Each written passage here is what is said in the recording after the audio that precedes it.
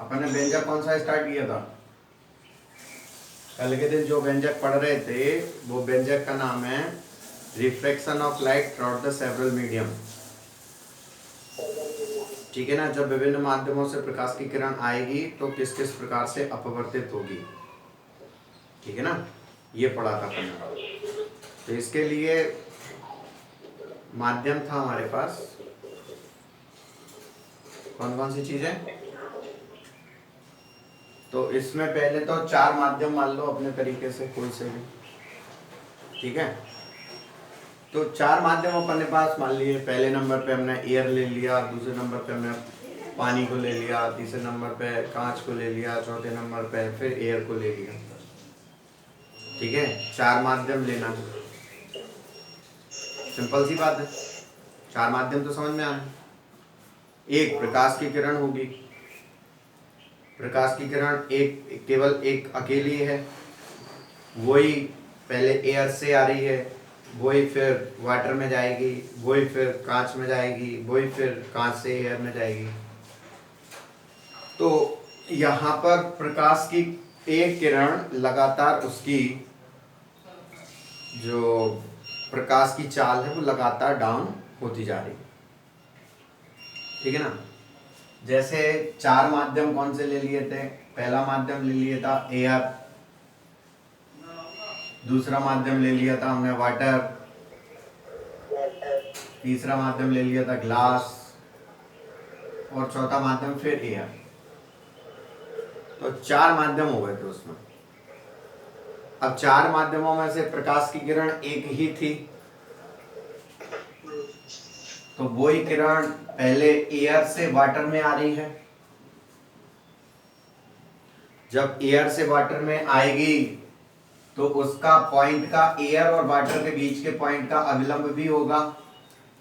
Condition 1 बनेगी यहाँ। Condition 1 बनेगी कौन सी?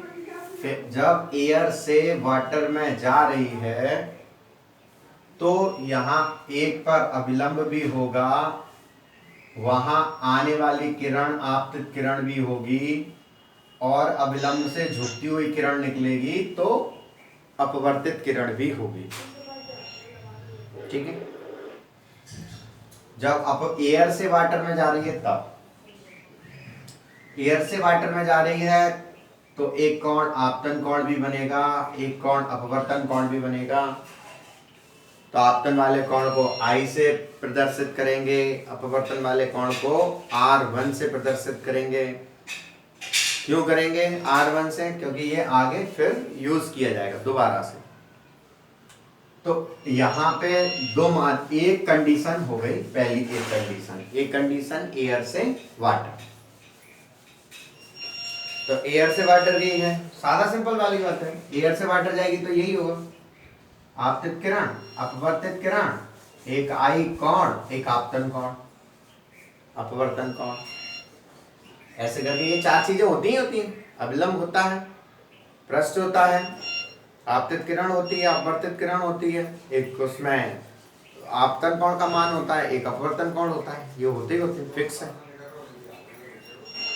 ये कंडीशन 1। ये कब बना? कंडीशन 1, यानी एयर से वाटर में जा रही था। ऐसे ही फिर वाटर से एयर में भी तो जाएगी वही किरण।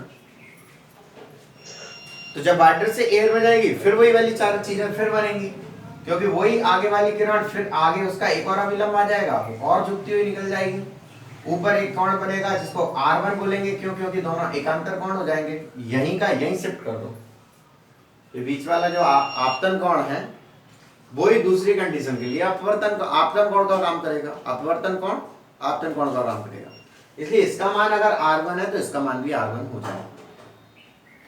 तो नीचे जो अपवर्तन कोण बन रहा होगा उसका मान कितना हो जाएगा? R2 हो जाएगा। कभी थोड़ा अलग हो गया तो हमको अलग तरीके से भी बताना पड़ेगा ना भाई। ये ऊपर वाला अपवर्तन कोण, नीचे वाला अपवर्तन कोण, ऊपर वाले अपवर्तन कोण को R1 से, नीचे वाले अपवर्तन कोण को R2 से।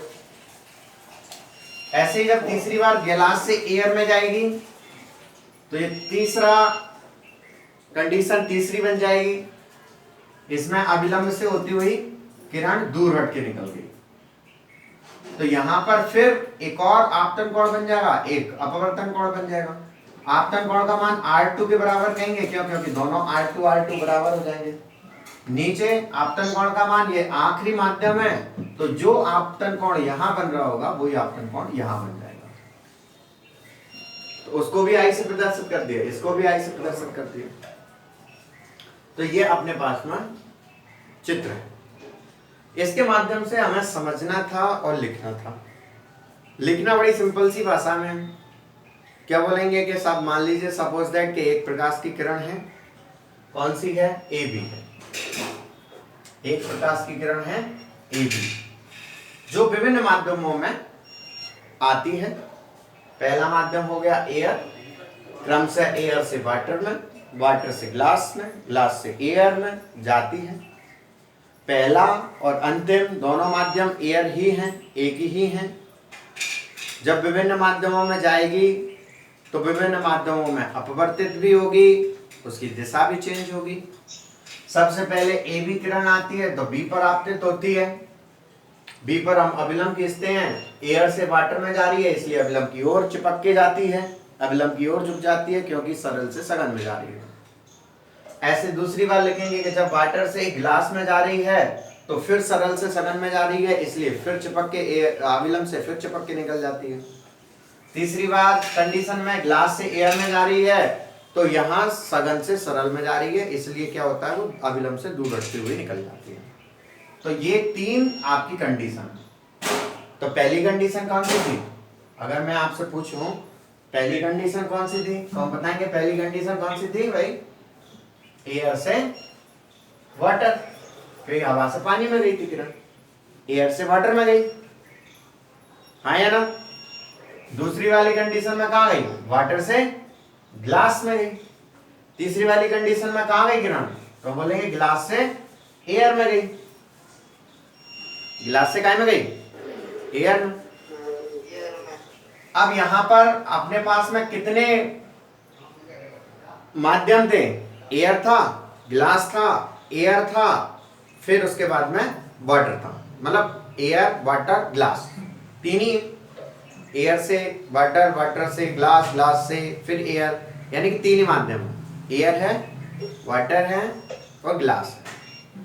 तो एयर, वाटर और ग्लास हमारे पास केवल तीन ही माध्यम है, एक एयर माध्यम, वाटर माध्यम और एक ग्लास माध्यम। तीनों में प्रकाश की चाल कितनी है? तो प्रकाश की चाल को हम विभिन्न माध्यमों में प्रकाश की चाल को V से प्रदर्शित करते हैं। तो हम V से तीनों की चाल को अगर V से प्रदर्शित करेंगे तो वो कंफ्यूजन हो जाएगा कौन सा वाला V, तो हम तीनों को सिंबल दे देते हैं। तो VA means that velocity of air, VW velocity of water और VG velocity of glass।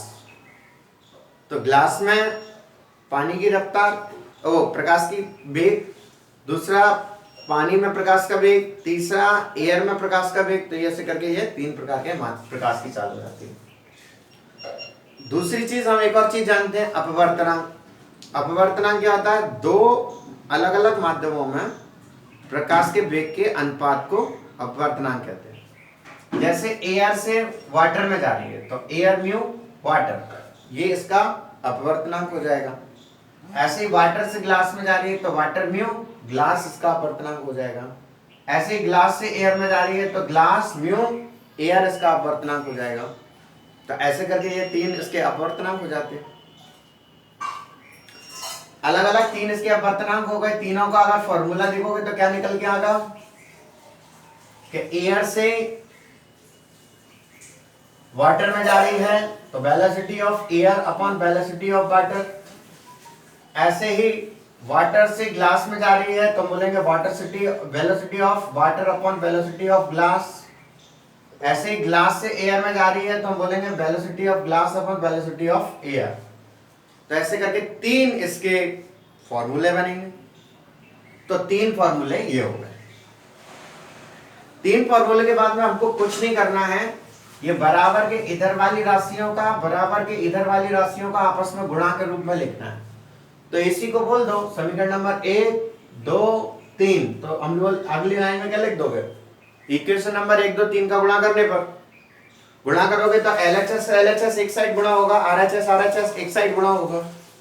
LHS को एक साइड गुणा करोगे तो कितना हो जाएगा, air mu water into water mu glass into glass mu air is equal to velocity of air upon velocity of water into velocity of water upon velocity of glass into velocity of glass upon velocity of air.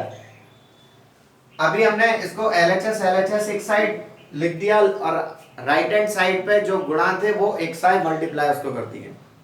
अगर हम इनको देखेंगे तो क्या दिख रहा है हमें कि वेलोसिटी ऑफ एयर से ये डिवाइड हो रहा है, वाटर से डिवाइड हो रहा है, ग्लास से डिवाइड हो रहा है, तो इधर तो टोटल इक्वेशन कट पिट के क्या हो गया, 1। इसकी वैल्यू तो 1 आ गई। इधर हमारे पास 3 चीजें बची, air mu water into water mu G into G mu A. अब हमारे पास में 3 वैल्यू है, 3 चीजें हैं।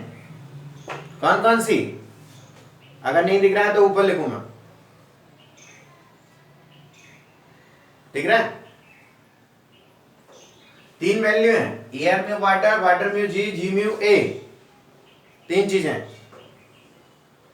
मैं यहां लिख रहा हूं दोबारा से इसको साफ करके।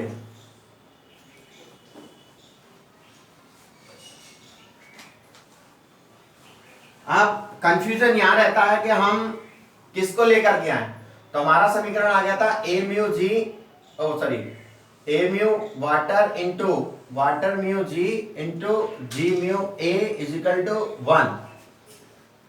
ये हमारे पास वैल्यू थी।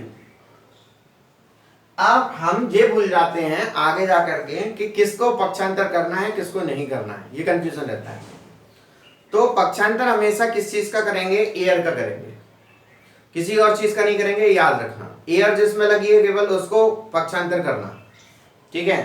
जैसे एयर कहां लगा हुआ है, air mu water, water mu G इसमें नहीं लगा, जी म्यू ए इसमें लगा हुआ है, जिसमें भी एयर लगा हुआ केवल उसी को। तो हमने सबसे पहले जी म्यू ए को किया, तो हो गया हमारे पास A mu water into water mu G is equal to 1 upon G mu A. Clear?